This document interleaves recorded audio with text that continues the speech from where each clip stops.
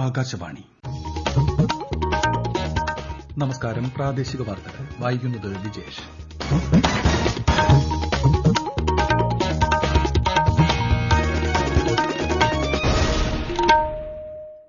പ്രധാന വാർത്തകൾ.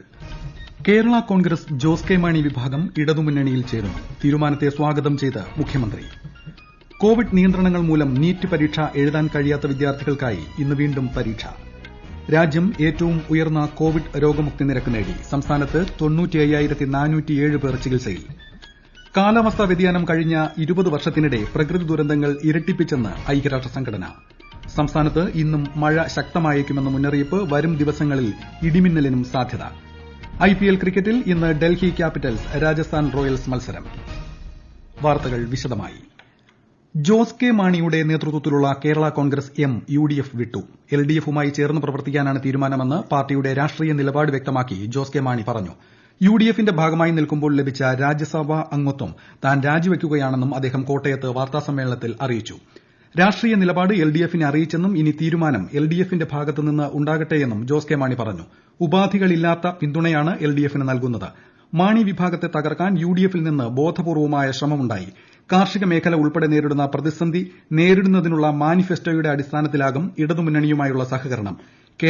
കേരള രാഷ്ട്രീയത്തിലെ നിർണായക വഴിത്തിരിവാകും കേരള കോൺഗ്രസ് എമ്മിന്റെ മുന്നണി മാറ്റമെന്ന് ജോസ് കെ മാണി പറഞ്ഞു. യുഡിഎഫ് വിട്ട് ഇടതുപക്ഷത്തോടൊപ്പം ചേരാനുള്ള കേരള കോൺഗ്രസ് എമ്മിന്റെ തീരുമാനത്തെ മുഖ്യമന്ത്രി പിണറായി വിജയൻ സ്വാഗതം ചെയ്തു. ഇടതുപക്ഷമാണ് ശരി എന്ന നിലപാടാണ് 38 വർഷത്തെ യുഡിഎഫ് രാഷ്ട്രീയം ഉപേക്ഷിച്ച് കേരള കോൺഗ്രസ് അഭിപ്രായപ്പെട്ടിരിക്കുന്നത്. തുടർന്നുള്ള കാര്യങ്ങൾ ഇടതുപക്ഷ ജനാധിപത്യ മുന്നണി യോഗം ചേർന്ന് തീരുമാനിക്കുമെന്ന് മുഖ്യമന്ത്രി പറഞ്ഞു. യുഡിഎഫിനെ വഞ്ചിച്ചാണ് ജോസ് കെ മാണി പുറത്തുപോയതെന്ന് പി.ജെ. ജോസഫ്. പിന്നിൽ നിന്ന് കുത്തിയത് ആരാണെന്ന് അദ്ദേഹം വ്യക്തമാക്കണം. ധാർമ്മികതയുടെ പേരിലാണെങ്കിൽ രാജ്യസഭാ അംഗത്വം മാത്രമല്ല ലോക്സഭാ അംഗത്വവും എംഎൽഎ സ്ഥാനവും രാജിവെക്കണമെന്നും അദ്ദേഹം ആവശ്യപ്പെട്ടു. രാഷ്ട്രീയ സദാചാരമില്ലാത്ത തീരുമാനമാണ് ജോസ് കെ മാണിയുടേതെന്ന് യുഡിഎഫ്. 4 വെള്ളിക്കാശിന് വേണ്ടിയാണ് എൽഡിഎഫിലേക്ക് പോകുന്നത്. സ്ഥാനമാനങ്ങൾക്കു വേണ്ടിയുള്ള ആത്മഹത്യാപരമായ തീരുമാനമാണ് ഇതെന്ന് യുഡിഎഫ് കൺവീനർ എം ഹസൻ പറഞ്ഞു. എൽഡിഎഫിന്റെ അടിത്തറ തകർന്നുവെന്നും താമസിയാതെ ഇടിഞ്ഞു വീഴുമെന്നും അദ്ദേഹം അഭിപ്രായപ്പെട്ടു. എൻസിപി എൽഡിഎഫിൽ അടിയുറച്ചു നിൽക്കുമെന്ന് മാണി സി കാപ്പൻ എംഎൽഎ. പാർട്ടിയുടെ നേതൃയോഗം വെള്ളിയാഴ്ച കൊച്ചിയിൽ ചേരുമെന്നും അദ്ദേഹം അറിയിച്ചു. കേരള കോൺഗ്രസ് എം ജോസ് കെ മാണി വിഭാഗം എൽഡിഎഫിലേക്ക് വരുന്ന പക്ഷം മാണി സി കാപ്പൻ യുഡിഎഫിലേക്ക് പോകുമെന്ന പ്രചാരണത്തോട് പ്രതികരിക്കുകയായിരുന്നു മാണി സി കാപ്പൻ. കോവിഡ് നിയന്ത്രണങ്ങൾ മൂലം നീറ്റ് പരീക്ഷ എഴുതാൻ സാധിക്കാത്ത 1.6 ലക്ഷം വിദ്യാർത്ഥികൾക്കായി ഇന്ന് വീണ്ടും പരീക്ഷ നടത്തും. ഉച്ചതിരിഞ്ഞ് 2 മുതൽ 5 വരെയാണ് പരീക്ഷ. കഴിഞ്ഞ മാസം 13-ന് നടത്തിയ നീറ്റ് പരീക്ഷയുടെയും ഇന്നത്തെ പരീക്ഷയുടെയും ഫലം വെള്ളിയാഴ്ച പ്രഖ്യാപിക്കും. വായ്പാ മൊറട്ടോറിയം കേസ് ഇന്ന് സുപ്രീം കോടതി പരിഗണിച്ചേക്കും. 2 കോടി രൂപയുടെ വരെ വായ്പകൾക്ക് മൊറട്ടോറിയം കാലത്ത് കൂട്ടുപലിശ ഈടാക്കില്ലെന്നും അത് കേന്ദ്ര സർക്കാർ വഹിക്കുമെന്നും ധനമന്ത്രാലയം സുപ്രീം കോടതിയെ അറിയിച്ചിരുന്നു. ജസ്റ്റിസ് അശോക് ഭൂഷൺ അധ്യക്ഷനായ ബെഞ്ചാണ് കേസ് പരിഗണിക്കുന്നത്. കേരളത്തിലെയും മാഹിയിലെയും എൻഡിസി തുണിമില്ലുകളിലെ തൊഴിലാളികൾക്ക് ശമ്പളം തീർത്തു നൽകുമെന്ന് കേന്ദ്രമന്ത്രി സ്മൃതി ഇറാനി അറിയിച്ചതായി കെ രാഗേഷ് എംപി പറഞ്ഞു. ഇത് സംബന്ധിച്ച് എംപി കേന്ദ്രമന്ത്രിക്ക് നിവേദനം നൽകിയിരുന്നു.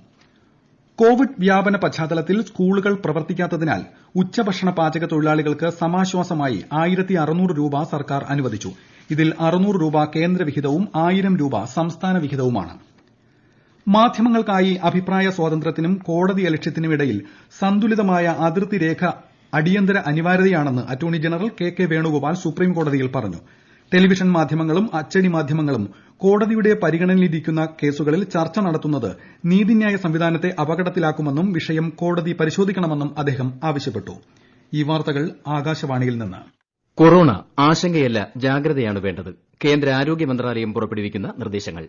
ജനങ്ങൾ കൂട്ടം കൂടുന്നത് ഒഴിവാക്കുക. ഇടയ്ക്കിടെ കൈകൾ സോപ്പും വെള്ളവും ഉപയോഗിച്ചോ സാനിറ്റൈസർ ഉപയോഗിച്ചോ വൃത്തിയാക്കുക. നിർബന്ധമായും മാസ്ക് ധരിക്കുക. പനിയോ ചുമയോ ശ്വാസതടസ്സമോ തുടരുന്ന സാഹചര്യത്തിൽ വൈദ്യസഹായം തേടുക. കൊറോണയെ സംബന്ധിച്ച വിവരങ്ങൾക്ക് ആരോഗ്യ മന്ത്രാലയത്തിന്റെ 1075-ലും ദിശയുടെ 1056-ലും ബന്ധപ്പെടാം. രാജ്യം ലോകത്തെ ഏറ്റവും ഉയർന്ന കോവിഡ് രോഗമുക്തി നിരക്ക് കൈവരിച്ചതായി കേന്ദ്ര ആരോഗ്യമന്ത്രി ഹർഷവർദ്ധൻ. രാജ്യത്തെ കോവിഡ് മുക്തി നിരക്ക് 86.78% ഉയർന്നു. കോവിഡ് സ്ഥിരീകരിക്കുന്നവരുടെ എണ്ണം ക്രമാനുഗതമായി കുറയുന്നുണ്ട്. തുടർച്ചയായ 5ാം ദിവസവും രാജ്യത്തൊട്ടാകെ ചികിത്സയിൽ കഴിയുന്നവരുടെ എണ്ണം 9 ലക്ഷത്തിൽ താഴെയാണെന്ന് ആരോഗ്യമന്ത്രി പറഞ്ഞു. കോവിഡ് പരിശോധനാ ശേഷി വർദ്ധിപ്പിച്ചിട്ടുണ്ട്. 14 സംസ്ഥാനങ്ങളിലും കേന്ദ്രഭരണ പ്രദേശങ്ങളിലും കോവിഡ് പരിശോധനാ നിരക്ക് ദേശീയ ശരാശരിയേക്കാൾ കൂടുതലാണ്. 79% കോവിഡ് രോഗികളും 10 സംസ്ഥാനങ്ങളിൽ നിന്നാണ്. സംസ്ഥാനത്ത് ഇന്നലെ 8,764 പേർക്ക് കോവിഡ് സ്ഥിരീകരിച്ചു. 7,723 പേർ രോഗമുക്തി നേടി. പരിശോധനയിൽ കോവിഡ് ലക്ഷണങ്ങൾ പ്രകടമാക്കുന്നവരുടെ നിരക്ക് 18.16% ഉയർന്നു. കഴിഞ്ഞ 24 മണിക്കൂറിൽ 48,253 സാമ്പിളുകളാണ് പരിശോധിച്ചത്. 76 ആരോഗ്യ പ്രവർത്തകർ ഉൾപ്പെടെ 8,039 പേർക്ക് സമ്പർക്കത്തിലൂടെയാണ് രോഗം ബാധിച്ചത്. സംസ്ഥാനത്ത് 95,407 പേരാണ് കോവിഡ് ചികിത്സയിലുള്ളത്. കോവിഡിന്റെ പശ്ചാത്തലത്തിൽ ഓരോ വ്യക്തിയും സ്വയം പാലിക്കുന്ന നിതാന്ത ജാഗ്രതയാണ് ഏറ്റവും പ്രധാനമെന്ന് മജീഷ്യൻ ഗോപിനാഥ് മുതുകാട്. ആൾക്കൂട്ടമുണ്ടാക്കുന്ന സാഹചര്യങ്ങളിൽ നിന്ന് ഓരോരുത്തരും സ്വയം വിട്ടുനിൽക്കണമെന്നും അദ്ദേഹം ആകാശവാണി വാർത്തകളോട് പറഞ്ഞു. ഒരു മഹാമാരി ലോകം മുഴുവൻ പടർന്നു പിടിച്ചുകൊണ്ടിരിക്കുന്ന സന്ദർഭത്തിൽ സ്വാഭാവികമായിട്ടും നമ്മുടെ ശ്രദ്ധയാണ് ഏറ്റവും പ്രധാനം. അതല്ലെങ്കിൽ എല്ലാം തകിടം മറിയും. ഓരോരുത്തരും അതീവ ശ്രദ്ധയോടുകൂടിയിട്ട് മുന്നേറുക എന്ന് മാത്രമാണ് ഏറ്റവും പ്രധാനമായിട്ട് ശ്രദ്ധിക്കേണ്ടത്. 3 Cകൾ ഒഴിവാക്കണം. ഒന്ന് ക്രൗഡഡ് പ്ലേസസ്. നമ്മളായിട്ട് ഒരു കാരണവശാലും ആൾക്കൂട്ടം സൃഷ്ടിക്കുന്ന ഒരു സ്ഥിതി ഉണ്ടാക്കരുത്. രണ്ടാമത്തേത് ക്ലോസ് കോണ്ടാക്ട് ആണ്. നമുക്ക് ആരിലാണ് രോഗമുള്ളത് എന്നൊന്നും തിരിച്ചറിയാൻ സാധിക്കില്ല. കാരണം ഈ വൈറസ് നമ്മൾ ഒരിക്കലും കാണുന്നില്ല. അതുകൊണ്ട് ക്ലോസ് കോണ്ടാക്റ്റുകൾ നിർബന്ധമായിട്ടും ഒഴിവാക്കുക. 3 കൺഫൈൻഡ് സ്പേസസ്. ഇതാണ് 3 Cകൾ. കൺഫൈൻഡ് സ്പേസസ് എന്ന് പറയുമ്പോൾ ഇടുങ്ങിയ മുറിക്കുള്ളിൽ നമ്മൾ കൂടുതൽ ആളുകൾ ഒരുമിച്ചിരിക്കുന്ന ഒരു സ്ഥിതി വരികയാണെങ്കിൽ നമ്മൾ അവിടുന്ന് സോറി പറഞ്ഞുകൊണ്ട് പുറത്തേക്ക് ഇറങ്ങുന്ന ഒരു മനോഭാവം നമ്മളിൽ തന്നെ വളർത്തിയെടുക്കുക. തൽക്കാലത്തേക്ക് ഇത്തരം കാര്യങ്ങൾ നമ്മൾ നിർബന്ധമായും ശീലിച്ചില്ല എന്നുണ്ടെങ്കിൽ ഒരുപക്ഷെ നമ്മൾ ഒരിക്കലും പ്രതീക്ഷിക്കാത്ത വിപത്തിലേക്ക് പോവുകയും ചെയ്യും. കോവിഡ് രോഗികൾക്കായി എറണാകുളം ജില്ലയിലെ എല്ലാ സ്വകാര്യ ആശുപത്രികളിലും തീവ്രപരിചരണ വിഭാഗങ്ങളിലെ 25% കിടക്കകൾ മാറ്റിവെക്കണമെന്ന് കളക്ടർ ആവശ്യപ്പെട്ടു. കോവിഡ് രോഗികൾക്ക് അടിയന്തര ചികിത്സ നിഷേധിക്കരുതെന്ന് കളക്ടർ നിർദ്ദേശിച്ചു. ഇക്കാര്യം ജില്ലാ ദുരന്ത നിവാരണ അതോറിറ്റിയെ അറിയിക്കണമെന്നും വ്യവസ്ഥയുണ്ട്. സംസ്ഥാനത്ത് കോവിഡ് വ്യാപനം വർദ്ധിക്കുന്ന സാഹചര്യത്തിൽ സ്കൂൾ കുട്ടികളെ ബ്രേക്ക് ദ ചെയിൻ പ്രചാരണത്തിന് അംബാസഡർമാരാക്കുന്ന പദ്ധതിക്ക് ഇന്ന് തുടക്കം കുറിക്കും. ആരോഗ്യവകുപ്പ് മന്ത്രി കെ ശൈലജ കുട്ടികൾക്ക് സന്ദേശം നൽകും. കുട്ടികളിലൂടെ ബോധവൽക്കരണം മികച്ച രീതിയിൽ വീടുകളിൽ എത്തിക്കാമെന്ന വിലയിരുത്തലിന്റെ അടിസ്ഥാനത്തിലാണ് കുട്ടികളെ ദൌത്യത്തിന്റെ പ്രചാരകരാക്കുന്നത്. കാലാവസ്ഥാ വ്യതിയാനം കഴിഞ്ഞ 20 വർഷത്തിനിടെ പ്രകൃതി ദുരന്തങ്ങൾ ഇരട്ടിയാക്കിയെന്ന് ഐക്യരാഷ്ട്ര സംഘടന. ഒരു റിപ്പോർട്ട്.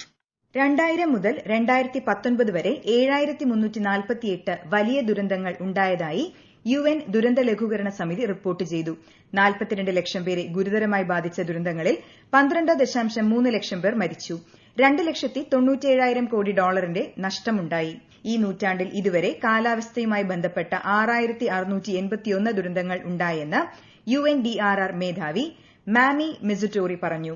3,254 വലിയ വെള്ളപ്പൊക്കവും 2034 കൊടുങ്കാറ്റുമുണ്ടായി. ഏഷ്യയിലാണ് ഏറ്റവും കൂടുതൽ ദുരന്തമുണ്ടായത്. ചൂട് കൂടുന്നതുമായി ബന്ധപ്പെട്ടായിരുന്നു പ്രകൃതിക്ഷോഭങ്ങൾ ഏറെയും. കഴിഞ്ഞ 2 ദശാബ്ദത്തിലെ ഏറ്റവും വലിയ ദുരന്തം 2004 ഇന്ത്യൻ മഹാസമുദ്രത്തിലുണ്ടായ സുനാമിയാണ്. മനുഷ്യരുടെ ഇടപെടലിന്റെ ഫലമാണ് ഈ വർധനയെന്നും കാലാവസ്ഥാ മാറ്റം തടയാൻ ഉടൻ നടപടിയെടുത്തില്ലെങ്കിൽ ഭൂമി വാസയോഗ്യമല്ലാതെയാകുമെന്നും റിപ്പോർട്ടിൽ പറയുന്നു. News desk Akashvani. സംസ്ഥാനത്ത് ഇന്നും വ്യാപകമായി മഴ ശക്തമാകാൻ സാധ്യതയുണ്ടെന്ന് കാലാവസ്ഥാ നിരീക്ഷണ കേന്ദ്രം അറിയിച്ചു. ബംഗാൾ ഉൾക്കടലിൽ രൂപപ്പെട്ട തീവ്ര ന്യൂനമർദ്ദത്തിന്റെ പ്രഭാവത്താലാണിത്. തിരുവനന്തപുരം, കൊല്ലം, പത്തനംതിട്ട ഒഴികെ ജില്ലകളിൽ മഞ്ഞ ജാഗ്രത പ്രഖ്യാപിച്ചു. കേരള തീരത്ത് നിന്ന് മീൻപിടുത്തക്കാർ കടലിൽ പോകരുതെന്ന് കാലാവസ്ഥാ വകുപ്പ് ആവശ്യപ്പെട്ടു. സംസ്ഥാനത്ത് വരും ദിവസങ്ങളിൽ ഇടിമിന്നൽ സാധ്യത കണക്കിലെടുത്ത് ദുരന്ത നിവാരണ അതോറിറ്റി സവിശേഷ ദുരന്ത മുന്നറിയിപ്പ് നൽകി. വെള്ളിയാഴ്ച വരെ പലയിടത്തും മിന്നലോടുകൂടിയ മഴ ഉണ്ടാകാൻ സാധ്യതയുണ്ട്. ഉച്ചയ്ക്ക് 2 മുതൽ രാത്രി 10 വരെയാണ് മിന്നലിന് കൂടുതൽ സാധ്യത. IPL ക്രിക്കറ്റിൽ ഇന്ന് ഡൽഹി ക്യാപിറ്റൽസ് രാജസ്ഥാൻ റോയൽസിനെ നേരിടും. രാത്രി 7:30 ദുബായിലാണ് മത്സരം. ഇന്നലെ നടന്ന മത്സരത്തിൽ ചെന്നൈ സൂപ്പർ കിങ്സ് സൺറൈസേഴ്സ് ഹൈദരാബാദിനെ 20 റൺസിന് തോൽപ്പിച്ചു. രാജ്യത്തെ ഓഹരി വിപണികളിൽ നഷ്ടം. മുംബൈ ഓഹരി സൂചിക സെൻസെക്സ് 251 പോയിന്റ് നഷ്ടത്തിൽ 40,374ലും ദേശീയ ഓഹരി സൂചിക നിഫ്റ്റി 82 പോയിന്റ് നഷ്ടത്തിൽ 11,851ലും വ്യാപാരം തുടരുന്നു. സ്വർണ്ണവില കുറഞ്ഞു. ഗ്രാമിന് 4,695 രൂപയും പവന് 37,560 രൂപയുമാണ് ഇന്നത്തെ വില. പ്രധാന വാർത്തകൾ വീണ്ടും. കേരള കോൺഗ്രസ് ജോസ് കെ മാണി വിഭാഗം ഇടതുമുന്നണിയിൽ ചേരുന്നു. തീരുമാനത്തെ സ്വാഗതം ചെയ്ത് മുഖ്യമന്ത്രി. കോവിഡ് നിയന്ത്രണങ്ങൾ മൂലം നീറ്റ് പരീക്ഷ എഴുതാൻ കഴിയാത്ത വിദ്യാർത്ഥികൾക്കായി ഇന്ന് വീണ്ടും പരീക്ഷ. രാജ്യം ഏറ്റവും ഉയർന്ന കോവിഡ് രോഗമുക്തി നിരക്ക് നേടി. സംസ്ഥാനത്ത് 95,407 പേർ ചികിത്സയിൽ. കാലാവസ്ഥാ വ്യതിയാനം കഴിഞ്ഞ 20 വർഷത്തിനിടെ പ്രകൃതി ദുരന്തങ്ങൾ ഇരട്ടിപ്പിച്ചെന്ന് ഐക്യരാഷ്ട്ര സംഘടന. സംസ്ഥാനത്ത് ഇന്നും മഴ ശക്തമായേക്കുമെന്ന് മുന്നറിയിപ്പ്. വരും ദിവസങ്ങളിൽ ഇടിമിന്നലിനും സാധ്യത. IPL ക്രിക്കറ്റിൽ ഇന്ന് ഡൽഹി ക്യാപിറ്റൽസ് രാജസ്ഥാൻ റോയൽസ് മത്സരം. പ്രാദേശിക വാർത്തകൾ കഴിഞ്ഞു. അടുത്ത വാർത്താ പ്രക്ഷേപണം 12:50-ന്.